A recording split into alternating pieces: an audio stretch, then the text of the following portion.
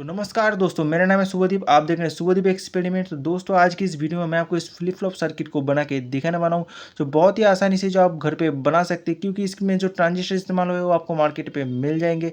तो इस सर्किट को बनाने के लिए दो BC547 ट्रांजिस्टर, दो कैपेसिटर और दो रेजिस्टर और दो LED लगेगा। बस इतने कंपोनेंट से जो है आपका ये सर्किट बन के रेडी हो जाएगा। तो वीडियो को एंड तक जरूर देखना, और वीडियो अगर अच्छा लगे तो लाइक जरूर कर देना, चैनल को सब्सक्राइब कर लेना और वीडियो को ज़्यादा से ज़्यादा शेयर करना। तो चलिए इस वीडियो को शुरू करते हैं।